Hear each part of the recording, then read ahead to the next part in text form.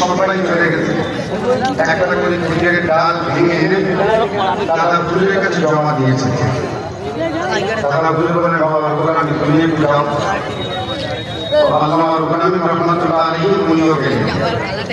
যাওয়ার পরে উনি কাছে উঠলেন, খেজুরের ডাল ভাঙতে যেও ভাঙলেন না, বিপদ নিয়ে উনি ফিরে আসছেন।